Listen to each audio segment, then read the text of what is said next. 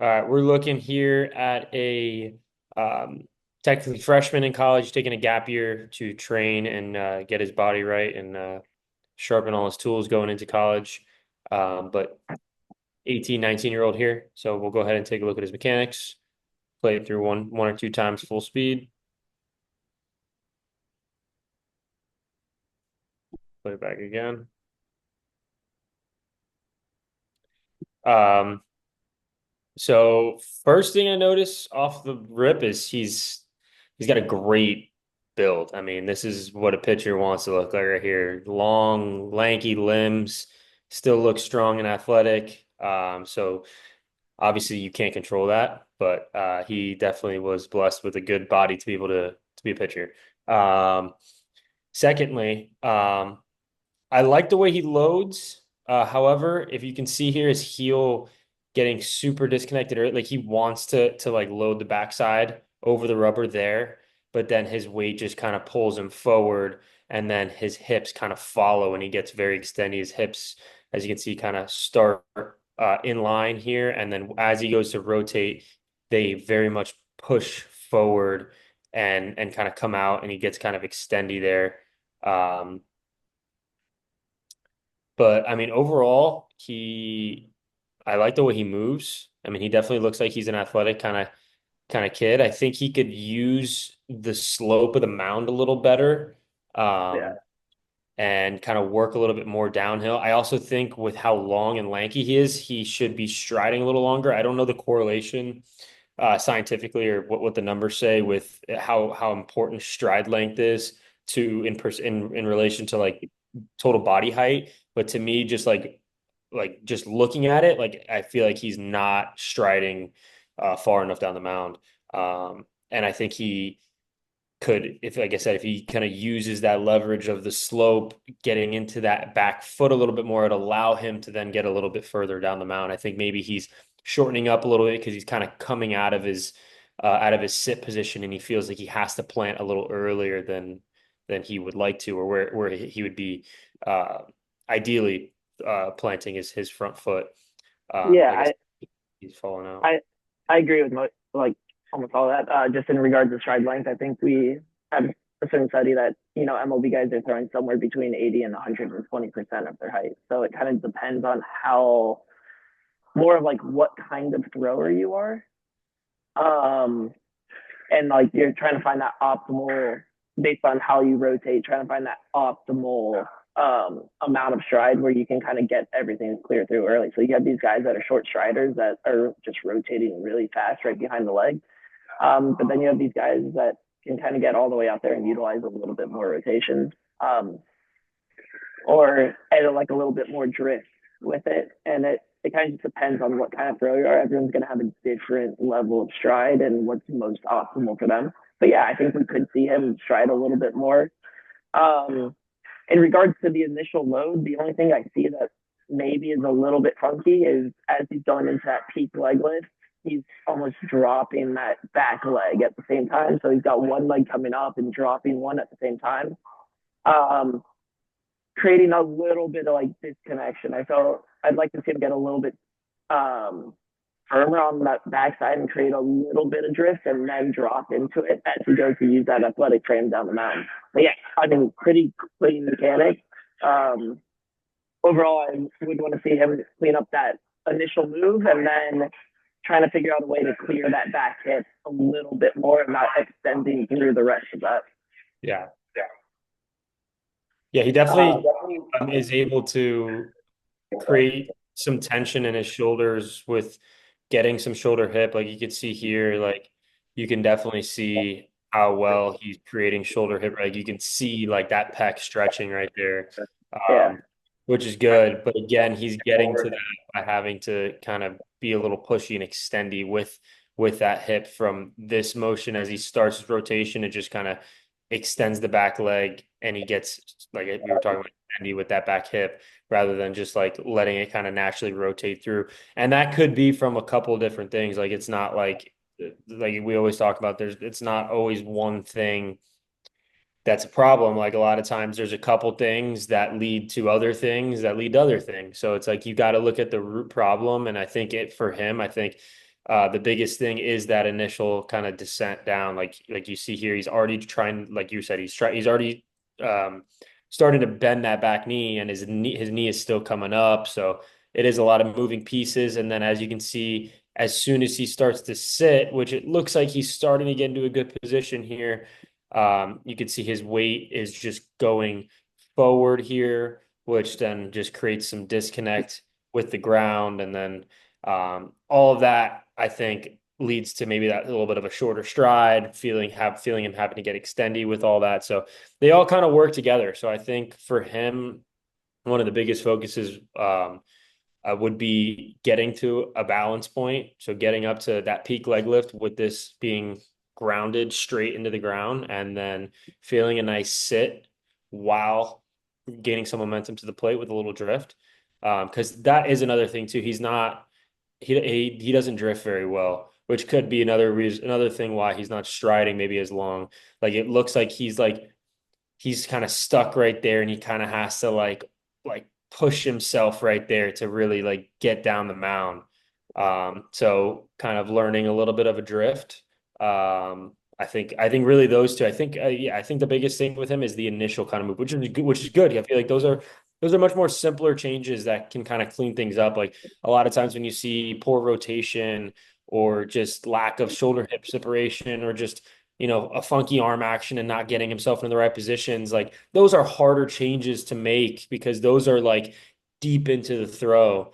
And those are your brain's like almost turned off at that point. Like you're just kind of in go mode versus like this initial move is so simple and you're still kind of just gathering yourself there. You're not necessarily in the middle of like your violent like throw. So I think those are much easier changes. So I think for him, uh, the changes should be. I mean, I'm talking. You could get some good changes done in one or two throwing sessions with us. Like I really do think so. Um, but yeah, other than Yeah, that, looks I think clean. that's why you might, with all that, you might see a little bit of pushiness in that arm too. Just trying to, he's kind of just pushing everything off that backside to get it through, just to create a little bit of space so that his arm has enough to get through. So it's got to push out of that little pec stretch position rather than just kind of like using that stretch to swing the ball through. Slight pushiness. I think that'll clean up as we clean up the legs. But same thing with that rotation. I think that's why you see that back knee drive. So that's one of those like signs I'm kind of looking for when I'm pitching is as he's coming there, you see that back knee kind of flex towards the front side rather than rotating through. From a PT perspective, I want to look at hip mobility there. I want to see like, hey, does he have enough rotation of his hips that he can actually get it through, or does he have enough hip extension that he can actually like have enough space to hold that position to allow him to get through? As long as his range of motions like check out for these positions he gets into, yeah, it's something we should be able to clean up in one or two sessions. Um, I mean, ideally, like I trust us to be good at analyzing this and trying to find a cue that works for him. Um, but yeah, if it's a mobility issue, then I mean, the solution is probably simpler. It just might take a little bit longer. Of hey, here's a couple mobility exercises. Go talk to one of the physical therapists we have here at Bridge and um, get on this program and see how good we can get that range of motion because it's limiting your performance on the mound right now. And I mean, yeah, he's still throwing pretty hard, but maybe it's limiting his consistency or his ability to get into the same spot over and over and over again, which is where we start to see those big performance games um, take off, where you can create the same mechanics and get really efficient in those mechanics. And your body will slowly start to adapt. But if you have one of these mobility factors limiting you from getting into that same position and your mechanics are changing and pitch in and pitch out because of it, it's going to limit your ability to kind of make those games with your mechanics. Because then Yeah, everyone's going to pitch differently. It's just how good can you get with your mechanics. And as long as you're getting into good positions there, like sky's the limit for him. for sure. How hard does he throw? Do you know? He's been up in like mid to high eight. It's okay. Yeah, So definitely think he's got way more in the tank there, and I think he probably knows it too. yeah, Which why pitching can be frustrating because it's in there and finding the way to get it out can not always be as easy as simple as people online make it seem. yeah. But the hard part for him is he graduated high school at like 160 pounds. I think it's a similar story to you, and had never really seen the weight room. Yep. He actually saw his mechanics kind of clean up naturally. Like he hadn't thrown here in, I don't know, 6 months or so, and came back just to throw a random pen. He saw almost everything clean up just because he had been in the weight room, and he added like I think 30 pounds, so he's up to like 190, 200 now. Nice. And we see that weight is correlated to velocity, but so is strength. Like when your body's strong enough to do something, it'll start finding more and more efficient patterns for it to keep accomplishing that task.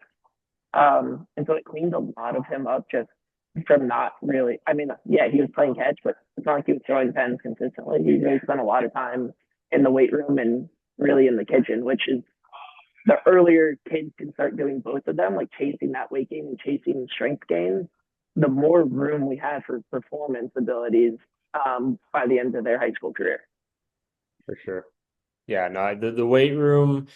Yeah, I mean, you're not everyone's Jacob deGrom who could be, 6 foot whatever and 180 pounds and throw the ball 102 miles an hour. So if you're not doing it, chances are it's not you. Get in the weight room.